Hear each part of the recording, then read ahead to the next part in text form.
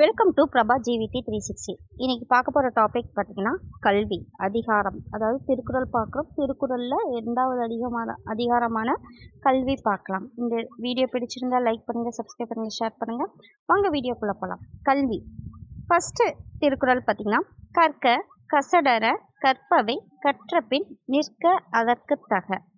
கற்க கசடர கற்பவை கற்றபின் நிற்க அதற்கு தக.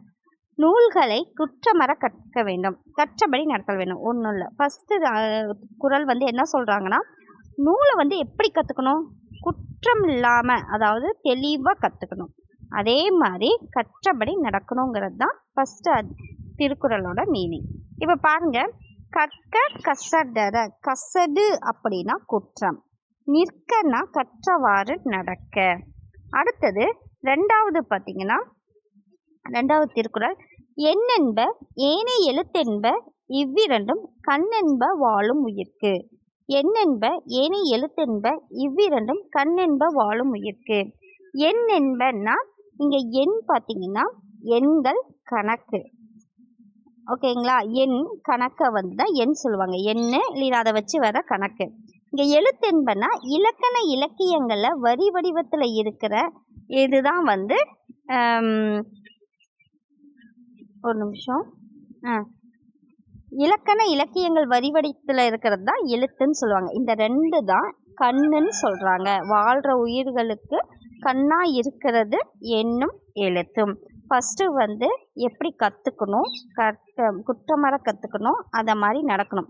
2வது எது வாழும் உயிருக்கு கண்ணாக இருக்குன்னு பார்த்தா எண்ணும் எழுத்தும். 3வது பார்த்தீங்கன்னா, கண்ணுடையர் என்பர் கற்றார் முகத்தி 2 புண்ணுடையார் கல்லாதவர். கண்ணுடையர் நம்ம முன்னாடி கண்ணுன்னு பார்த்தோம் இல்லையா, அதை பேஸ் பண்ணி 3rd. கண்ணுடையார் என்பவர் கற்றோர் முகத்தி 2 புண்ணுடையார் கல்லாதவர். கல்வி கற்றவர் தான் கண்ணுடையவர், கல்லாதவர் முகத்தில் 2 புண்ணுடையார்னு சொல்கிறாங்க. அப்போ ஃபஸ்ட்டு எப்படி கற்றுக்கணும், குற்றமற கற்றுக்கணும், அதன்படி நடக்கணும்.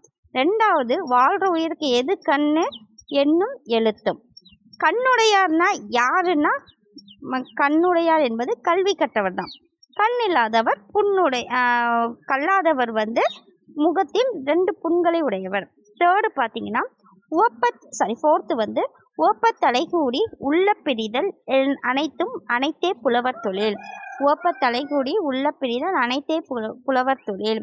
அறிவில் சிறந்த புலவர்களுடன் பேசி பழகும்போது மகிழ்ச்சியாக இருப்பதும், அப்புறம் அவங்கள விட்டு பிரியும் போது இனி இவரை எப்போ பார்ப்போம் அப்படிங்கிற எண்ணி பிரிவதும் தான் புலவர் தொழில். புலவர் தொழில்னா என்னென்னா, இருக்கும் போது நல்லா சந்தோஷமாக ஜாலியாக இருப்போம், விட்டு பிரியும் போது திரும்ப எப்போ இவங்களை பார்ப்போம் அப்படிங்கிற ஒரு ஃபீலிங்கு வரும். நம்ம ஃபஸ்ட்டு எப்படி கற்றுக்கணுன்னா, குற்றமற கற்றுக்கணும், அதை மாதிரி நடக்கணும். 2 வாழ்கிற உயிருக்கு கண்ணு எண்ணும் எழுத்தும். கண்ணு உடையவர் கற்றவர், கண் இல்லாதவர் 2 புண்களை உடையவர். 3வது. 4வது கண்ணு உடையது யார், புலவர் அப்படின்னு நம்ம வச்சுக்கலாம். படித்தீங்கன்னா புலவர். அப்போ புலவர் எப்படி இருக்கணும், அவங்களோட இயல்பு என்னன்னு சொல்கிறது 4வது திருக்குறள். ஓப்பத்தலைகுடி உள்ள பிரிதல் அனைத்தும் புலவர் தொழில். 5th பார்த்தீங்கன்னா, உடையார் முன் இல்லார் போல் ஏகற்றும் கற்றாம் கடையரே கல்லாதவர். உடையார் முன் இல்லார் போல் ஏகற்றும் கற்றார் கடையவரே கல்லாதவர். இப்போ ஓப்பத்தலைகூடி இதில் பாருங்கள், ஓப்பனா மகிழ, தலைகூடினா ஒன்று சேர்ந்து. அடுத்தது, உடையார் முன் இல்லார் போர் ஏகற்றும் கற்றார் கடையவரே கல்லாதவர். அதாவது செல்வம் இருக்கிறவங்க கிட்ட ஏழை என்ன பண்ணுறாங்கன்னா, கவலைப்பட்டு இறந்து நிற்பது போல, எனக்கு அது வேணும் அப்படின்ட்டு இறந்து நிற்பது போல, இறந்துன்னா கேட்டு வாங்குறாங்க இல்லையா, அந்த மாதிரி நிற்பது போல கற்றவர் முன்னாடி பணிந்து நின்று கற்பவர் தான் உயர்ந்தவர், பணிந்து கல்லாதவர் தாழ்ந்தவர்.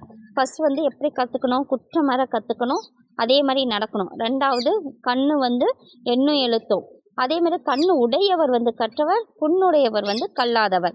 3rd புலவரோட தொழில். புலவர் 4th பார்த்தீங்கன்னா, எப்படி அதாவது 4th புலவர் தொழில்.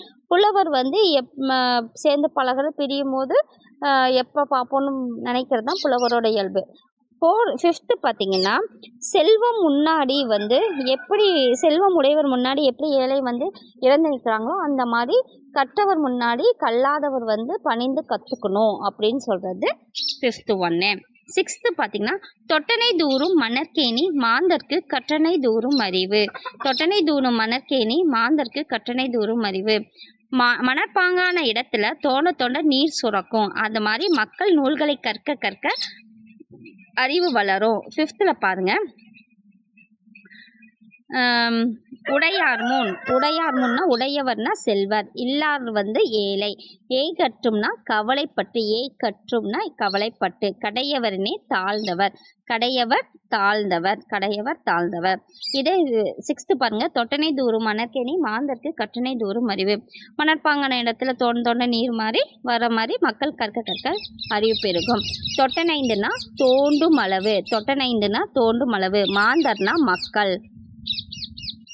ஃபஸ்ட்டு பார்த்திங்கன்னா எப்படி கற்றுக்கணும், ரெண்டாவது நம்ம உயிர் இருக்கிறவங்க கண் எது, அப்புறம் கண்ணுடையார் யார், நாலாவது வந்து புலவரோட இயல்பு, அஞ்சாவது வந்து செல்வம் உடையவர்கிட்ட எப்படி பணிஞ்சு நிற்கிறாங்களோ ஏழை அந்த மாதிரி எப்படி கற்றவர் முன்னாடி எப்படி இருந்திருக்கணும்.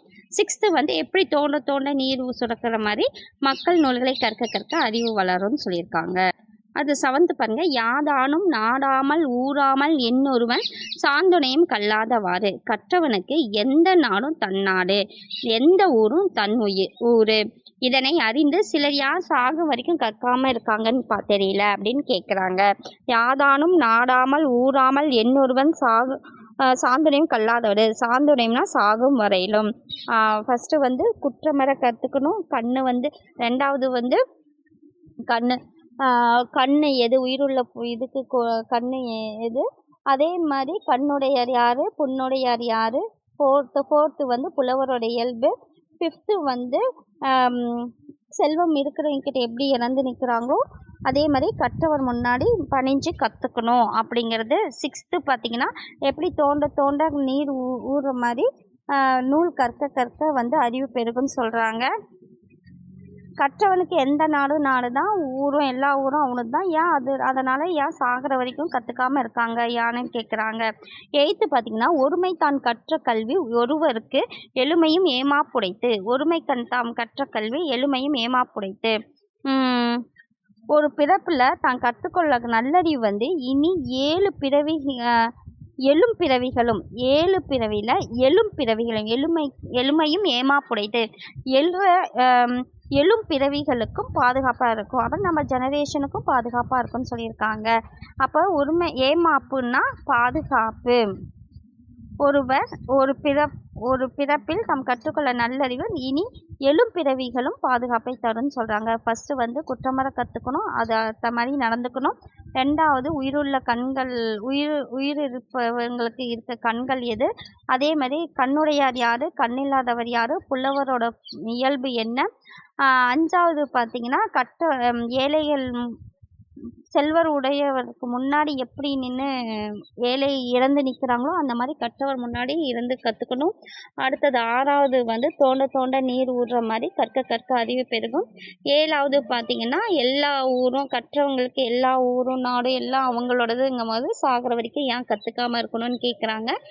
எயித்து பார்த்திங்கன்னா தம் பிறவிலும் தான் கற்றுக்கொள்ளும் நல்லறிவு எழும் பிறவிகள்னால் நம்ம ஜெனரேஷனுக்கும் வந்து பாதுகாப்பாக தரும்னு சொல்கிறாங்க. நைன்த்து பார்த்திங்கன்னா தாம் இன்புறுவது உலகம் இன்புறுவது கண்டு காமுறுவர் கற்றறிந்தார். தாம் இன்புறுவது உலகம் இன்புறுவது கண்டு கண்டு காமுறுவர் கற்றறிந்தார். அடுத்தது நாங்கள் இன்பம் அடையும் கல்வியால் உலகம் இன்பம் அடைவதை கண்டு கற்றவர் மேன்மேலும் கற்க விரும்புவார். வந்து கற்கவர் மேன்மேலும் கற்க விரும்புவார்னா நாம் கற்றுக்கிட்ட தாங்கள் இன்பம் அடையும் கல்வியால் உலகம் இன்பம் அடைவதனை கண்டு கற்றவர் என்ன பண்ணுவார், கற்றுக்கிட்டே இருப்பாங்க. தாம் இன்புறுவது உலகின்புறுவது கண்டு காமுறுவர்னா விரும்புவர். பாருங்க, ஃபஸ்ட்டு குற்றமற கற்றுக்கணும், அதே மாதிரி அது மாதிரி நடக்கணும். உயிர் இருக்கிறவங்களுக்கு கண்கள் வந்து எண்ணும் எழுத்தும். கண்ணுடையவர் யார், கண்ணில்லாதவர் யார், புலவரோட இயல்பு என்ன, அதே மாதிரி செல்வர் முன்னாடி எப்படி ஏழைகள் இறந்து நிற்கிறாங்களோ அந்த மாதிரி கற்றவர் முன்னாடி கற்கணும். அடுத்தது தோண்ட தோண்ட நீர் ஊறுற மாதிரி நீர் ஊறணும். அடுத்தது பார்த்திங்கன்னா 7th பார்த்திங்கன்னா எல்லா நாடும் ஊரும் கற்றவருக்கு சொந்தமாக இருக்கும்போது ஏன் சாகிற வரைக்கும் கற்றுக்காமல் இருக்காங்க. 8th வந்து தாம் பிறப்பால் தாம் கற்றுக்கொள்ளும் நல்லறிவு எழும் பிறவிகளுக்கும் பாதுகாப்பாக இருக்கும். 9 வந்து நான் இன்பம் அடைவது, அதாவது தாங்கள் இன்பம் அடையும் கல்வியால் உலகம் இன்படையது கண்டு மேலும் மேலும் கற்றுக்குவாங்க. லாஸ்ட் ஒன், கேடில் விழுச்செல்வம் கல்வி ஒருவருக்கு மாடல்ல மற்றவை. கேடில் விழுச்செல்வம் கல்வி ஒருவருக்கு மாடல்ல மற்றவை. ஒருவருக்கு அழியாத சிறந்த செல்வம் அப்படின்னா கல்வி தான். அழியாத செல்வம், நிலையான செல்வம்னா ஊக்கம், அழியாத செல்வம்னா கல்வி. கல்வி தவிர மற்ற செல்வங்கள் எல்லாமே செல்வங்கள் ஆக மாட்டான்னு சொல்கிறது தான் கேடில் விழுச்செல்வம் கல்வி ஒருவருக்கு மாடல மற்றவை. விழுச்செல்வம்னா சிறந்த செல்வம், மாடல்லன்னா செல்வம், மாடுனா செல்வம், அதை தான் கொடுத்துருக்காங்க. திரும்ப ஃபஸ்ட்லேருந்து ரீகால் பண்ணிக்கலாம். ஃபஸ்ட்டு வந்து குற்றமற கற்றுக்கணும், அதே மாதிரி நடக்கணும். 2வது உயிருள்ளவருக்கு வந்து கண்கள் வந்து எண்ணும் எழுத்தும், கண்ணுடையவர் வந்து கற்றவர், புண்ணுடையவர் வந்து கல்லாதவர். 4வது பார்த்திங்கன்னா புலவரோட இயல்பு. 5வது பார்த்திங்கன்னா செல்வர் உடையும் போது ஏழை கவலைப்பட்டு இறந்து நிற்கிற மாதிரி கற்றவர் முன்னாடி படிந்து நிற்கணும். 6வது மனப்பாங்கான இடத்தில் தோண்ட தோண்ட நீர் சுரக்கிற மாதிரி மக்கள் நூல்களை கற்க அறிவு பெருகும். அதே வந்து 7வது பார்த்திங்கன்னா கற்றவர் எந்த நாடும் தன் நாடும்பாங்க, எந்த ஊரும் தன் ஊரும்பாங்க. அது மாதிரி ஏன் வந்து சாகிற வரையும் கற்காம இருக்காங்க அப்படின்ட்டு பார்க்குறோம்.